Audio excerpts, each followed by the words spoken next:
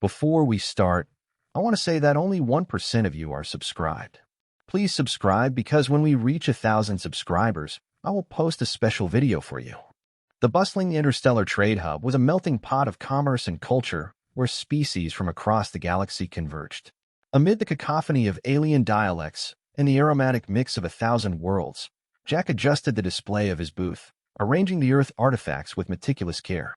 Zara, an officer from a technologically advanced civilization, strode through the hub with her entourage, her eyes scanning the myriad displays with an air of dismissive curiosity. Her gaze lingered on Jack's booth, a collection of what her people might consider curiosities at best. "Why would anyone need an ancient human blade?" she whispered to her second-in-command, Thar, who chuckled, nodding in agreement. Jack overheard the comment and turned, giving them a friendly smile. "It's not just a blade. It's a piece of history crafted during the Earth Renaissance," he explained, picking up the sword to show it off. The metal gleamed under the artificial lights of the hub.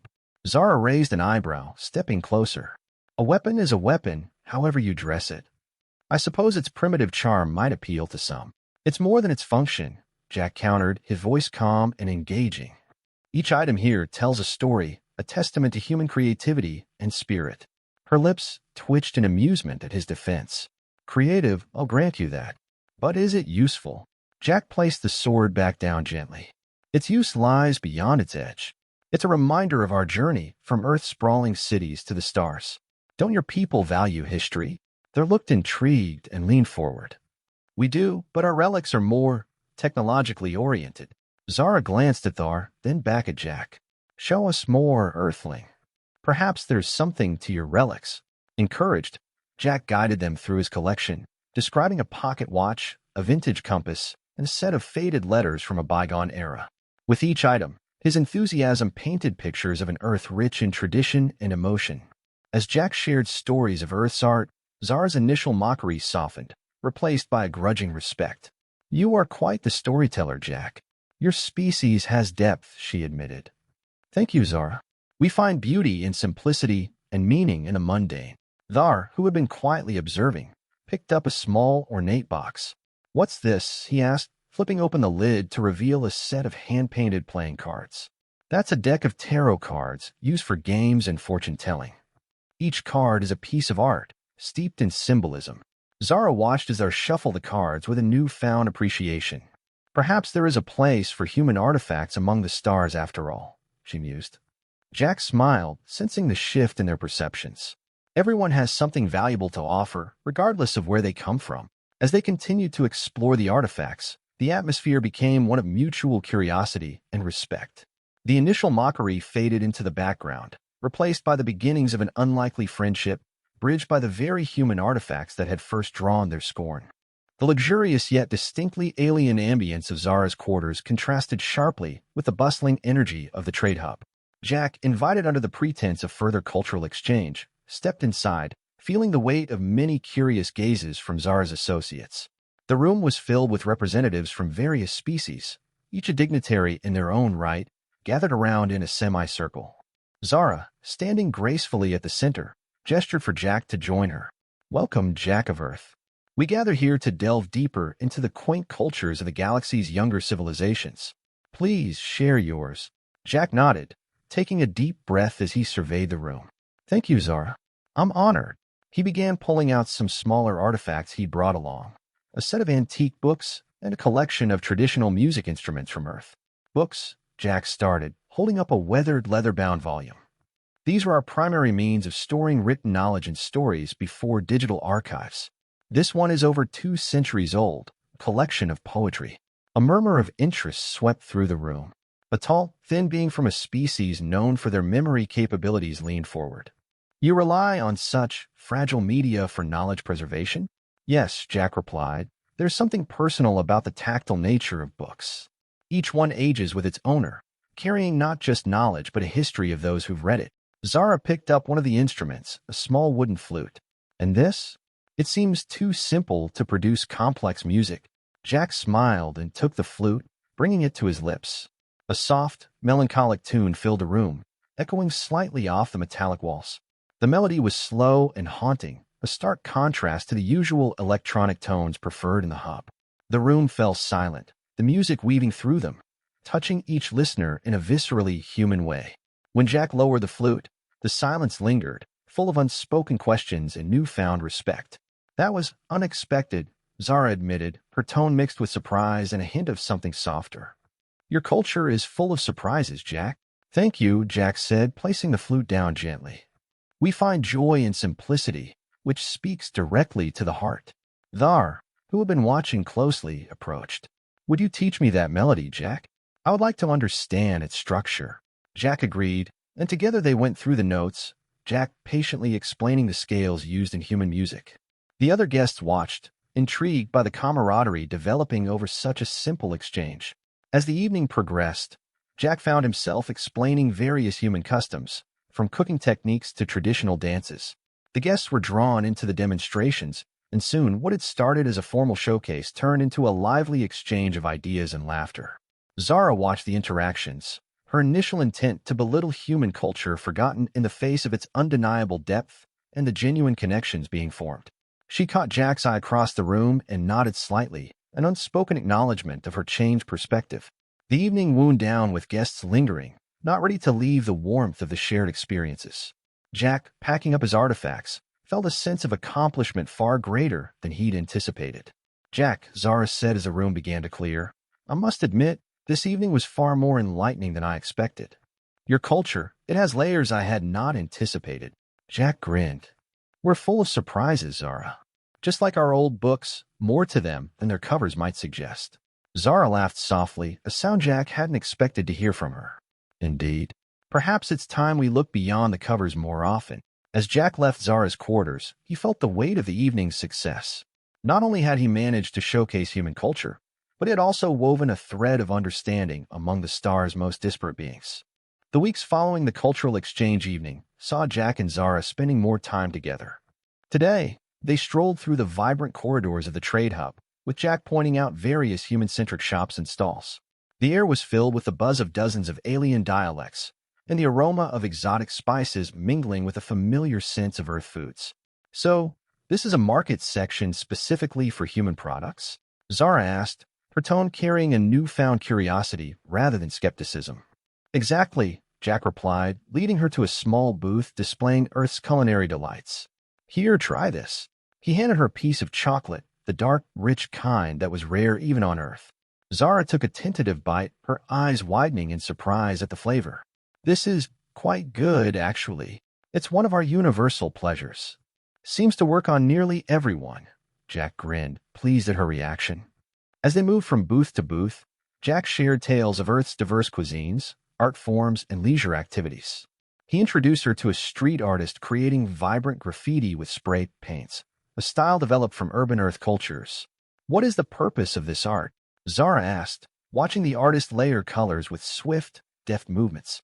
It's expression, mostly. It started as a way for people to claim parts of their cities, to make their mark in a world that often overlooked them, Jack explained. Zara nodded thoughtfully. There is a rawness to it, an earnestness that is quite compelling. They continued walking, eventually reaching a stall where a human was demonstrating a virtual reality game. Jack and Zara watched as players navigated fantastical digital worlds. It's another form of storytelling, Jack said. One that's immersive and interactive. Intrigued, Zara tried the game herself, her initial clumsiness giving way to fascination. Humans have a knack for creating realities beyond their own, she remarked, removing the VR headset. It's one of our ways to explore possibilities, creating new worlds to understand our own better, Jack added.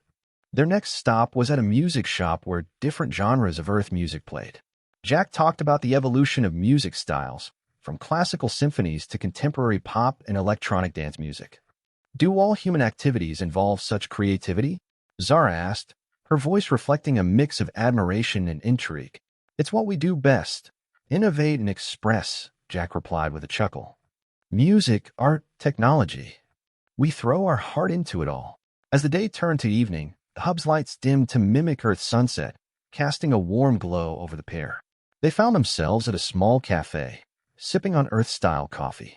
I used to view human activities as trivial, perhaps even childish, Zara confessed, watching the steam rise from her cup. But there's a depth here I hadn't appreciated. Your passion, it's contagious, Jack smiled, touched by her openness. We're more alike than different, you know. We all seek connection, expression, understanding. Zara considered this, her gaze lingering on the bustling crowd around them. Perhaps so. This sharing of cultures, it's been enlightening. I find myself wanting to know more, not just about human culture, but about you, Jack. And I'm here to share as much as you want to learn, Jack said warmly, raising his cup in a toast. The evening closed with laughter and light conversation, the barriers of their different origins melting away under the shared experiences of the day. Jack walked Zara back to her quarters, both of them silent, reflecting on the unexpected connections they'd forged, not just between a human and an alien, but between two beings learning to appreciate the vast tapestry of the galaxy's cultures. The dim lighting of the art gallery provided a stark contrast to the lively bustle of the trade hub outside. Jack led Zara into the quiet space, which was currently hosting an exhibit of human artwork spanning several centuries. The walls were adorned with paintings and sculptures that captured human emotion and history in vivid detail. This piece here, Jack began, pointing to a large canvas depicting a serene landscape bathed in the golden light of a setting sun, is by one of Earth's revered impressionists. It's called The Luminous Field. Zara studied the painting, her eyes tracing the brushstrokes that seemed to dance with color and light. It's beautiful, she admitted. There's a tranquility to it that's quite profound. It's meant to evoke a sense of peace and reflection, Jack explained. Impressionism isn't just about what's seen, but about the experience of the moment captured. They moved through the gallery, stopping before various works.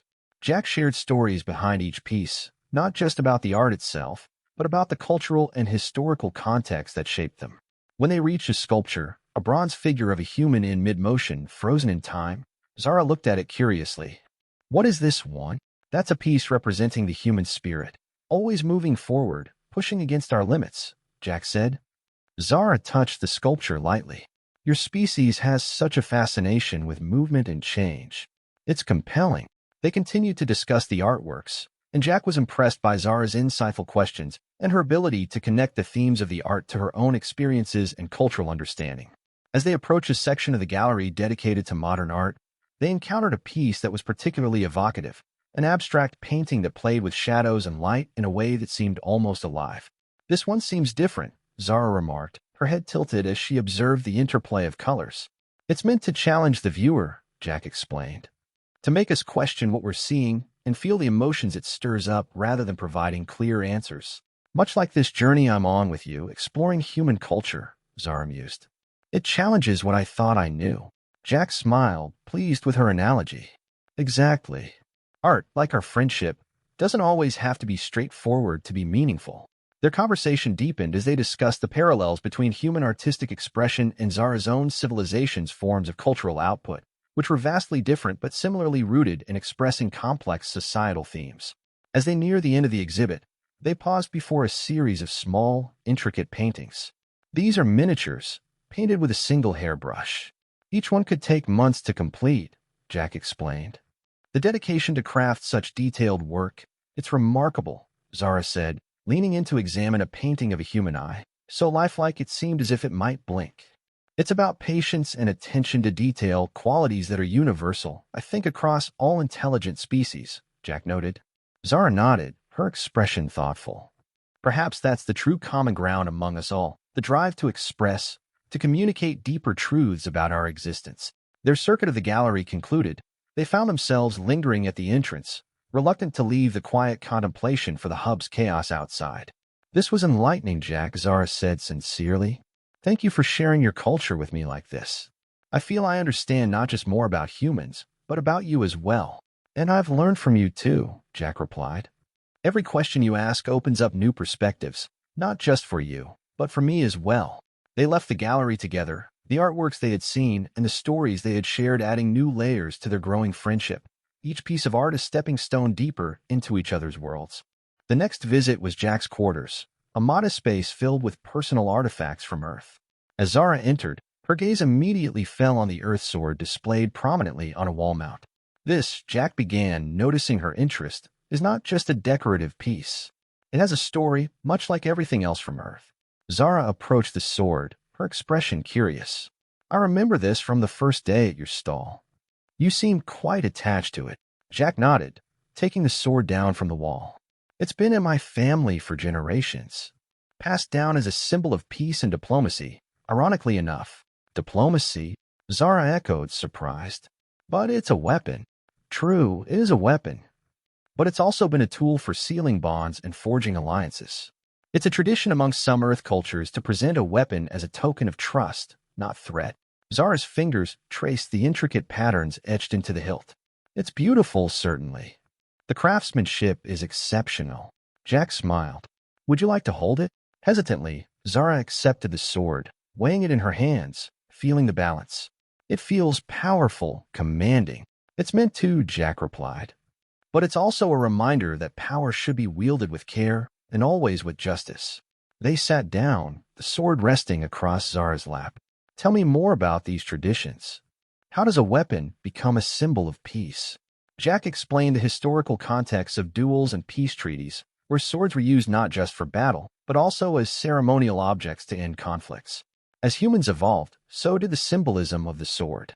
It became more about the ideals behind wielding it: honor, bravery, and eventually peace. Zara nodded thoughtfully. In my culture, weapons are purely practical. This concept of symbolic weaponry is foreign to us. It's one of the things I find fascinating about intercultural exchanges, Jack said. We discover not just the differences, but the unexpected similarities. Sometimes it's about the principles we uphold, even if we express them differently. The conversation shifted to stories of Earth's famous diplomats and peacekeepers, their histories woven into the legacy of similar weapons. Zara listened intently, absorbing every detail. It makes me think, Zara began, handing the sword back to Jack, about my own responsibilities and the symbols we hold dear. Maybe there are objects in my culture that could bridge gaps, as your sword does. Jack placed the sword back on its mount. Perhaps this could be a new tradition for us then, sharing not just goods or technology, but meanings. Maybe even start a new history for this sword, here among the stars. Zara smiled, genuine warmth in her eyes. I like that. It would be a symbol of our own diplomacy, our own newfound understanding. They spent the rest of the evening discussing potential cultural symbols from Zara's world that could complement the Earth sword, each suggestion a step toward deeper mutual respect and understanding. As Zara left, she paused at the door, looking back at the sword. Thank you, Jack, for sharing not just your relics, but their stories. It's given me much to think about. And thank you, Zara, for being open to understanding them, Jack responded. That's all any storyteller can hope for. Their exchange had started with skepticism, but was now marked by a shared appreciation for the narratives that each brought from their corners of the universe, symbolized by the ancient Earth sword that hung quietly on the wall, a silent witness to the unfolding friendship. The corridors of the trade hub were dimly lit as night cycles commenced, mimicking the natural rhythms of a day to provide some semblance of Earth's time to its human occupants. Jack and Zara walked slowly through the quieter sections of the hub, a comfortable silence between them broken only by their footsteps. Zara, have you ever watched the twin moons of Galerian rise? Jack asked suddenly, breaking the silence.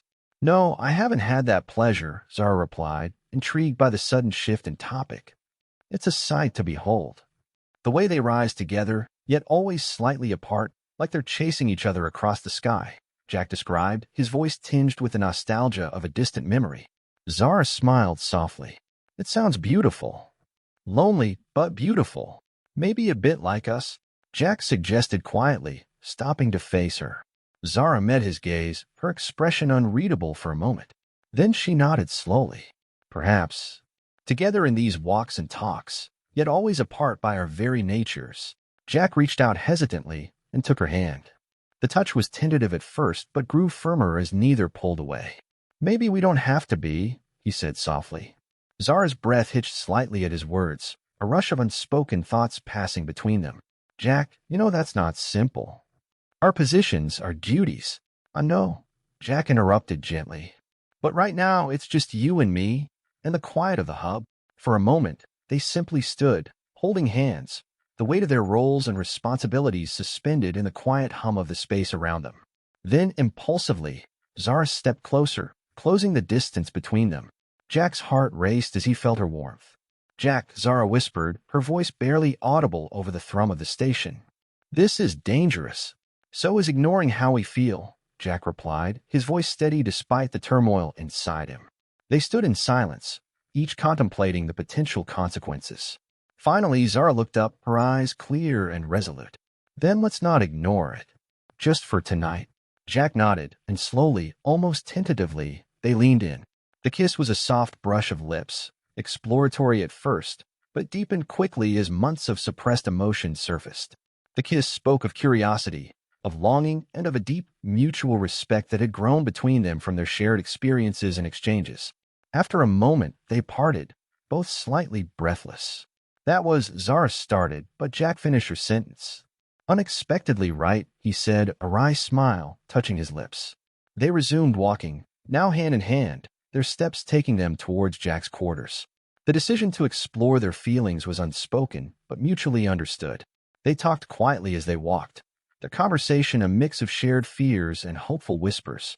Upon reaching his door, Jack paused, looking at Zara. Are you sure? Zara nodded, squeezing his hand. Yes.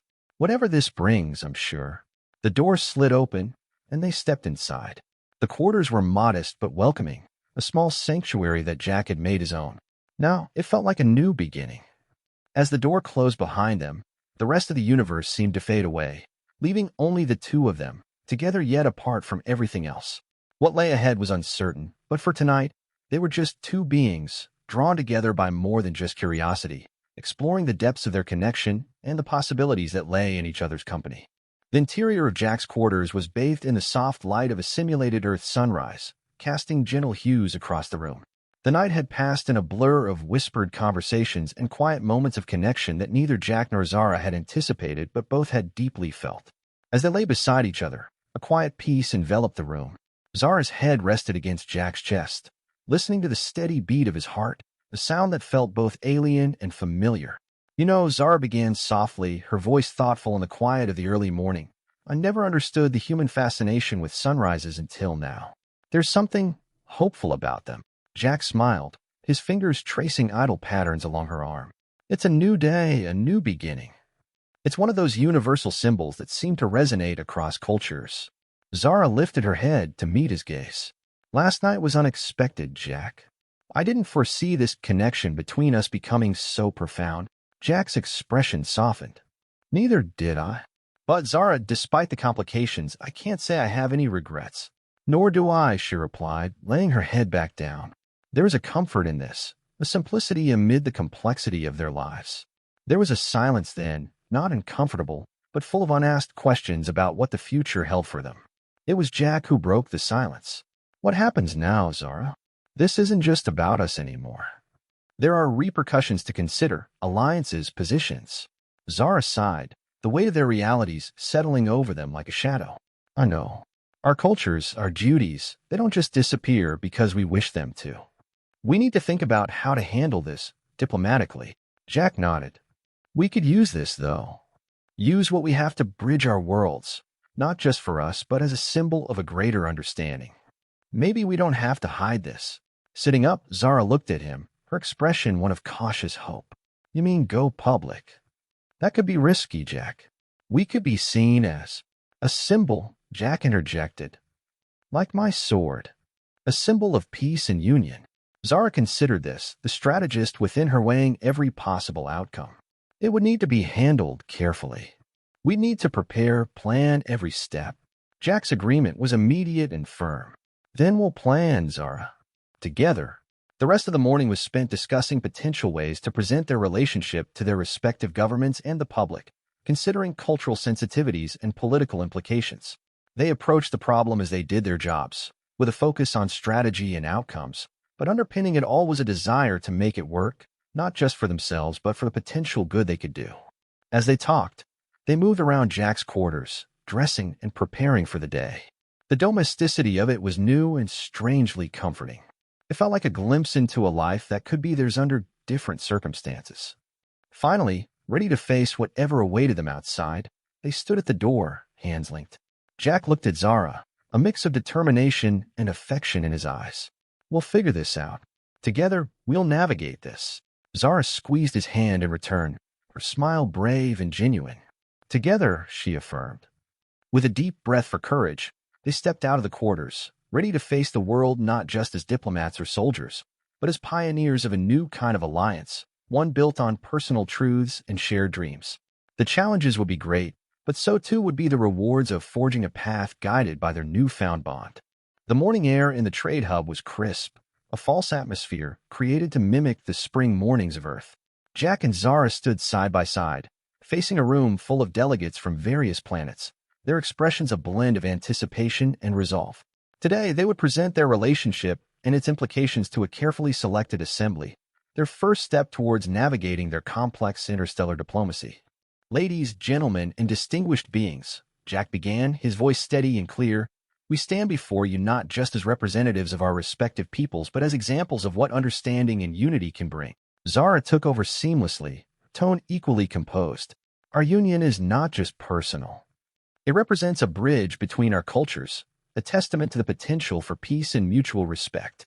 The audience was a mix of intrigued and skeptical, their faces reflecting the diverse attitudes of their cultures towards such a union. Jack continued, addressing the concerns he knew many held. We understand the challenges ahead. We do not underestimate the complexities of blending our worlds, but we believe the potential benefits, cultural exchange, technological sharing, and strengthened alliances far outweigh the risks. Zara nodded, adding, this is about more than just us. It's about setting a precedent for how different species can come together, learn from each other, and grow stronger together. A delegate from a particularly conservative planet raised a hand, his voice carrying a clear note of skepticism. And what are the conflicts that might arise from such a closeness? How will you manage the inevitable cultural clashes? Jack was ready for this. Through dialogue, understanding, and respect. The same tools we've used to bring our own worlds together can be applied on a larger scale. We propose a series of cultural exchange programs at the start. Zara supplemented Jack's answer with details of proposed diplomatic initiatives designed to foster deeper interspecies understanding and cooperation. Each initiative will be tailored to meet the specific needs and concerns of all involved parties, she explained. The discussion that followed was intense, with questions flying from every corner of the room. Jack and Zara answered each one with patience and detail, demonstrating not only their commitment to their cause, but also their deep understanding of the delicate balance they proposed to maintain. As the meeting drew to a close, a sense of cautious optimism permeated the room. The delegates began to see the potential in Jack and Zara's vision, the possibility of a future where different species could share more than just trade routes but real, profound connections. We ask for your trust and your support, Zara concluded, her eyes sweeping across the room, meeting those of the delegates with a sincere and earnest gaze. Jack added, let's step into this new dawn together, not as many, but as one. The delegates rose, some still uncertain, but many nodding in agreement, the first murmurs of approval rippling through the room. As they exited the assembly, Jack squeezed Zara's hand, a silent message of solidarity. She squeezed back, her smile tired but genuine. That went better than I expected, she murmured as they walked back to Jack's quarters. Me too, Jack admitted. It feels like we're actually making progress. Not just feels like it, we are making progress, Zara corrected him softly. Back at Jack's quarters, they allowed themselves a moment of quiet celebration. The sun simulation outside was now fully risen, bathing the station in light that felt like a blessing on their new path. We've started something incredible, Zara, Jack said, looking out the window. No matter how it ends, today was a beginning. Yes, a new beginning, Zara agreed, standing beside him, looking out at the horizon. And I can't imagine anyone else I'd rather have started this with. Together, they watched the light spread, their hands linked, ready for whatever their future held. The challenges would come, of course, but for now, they stood together, united in their purpose and in each other.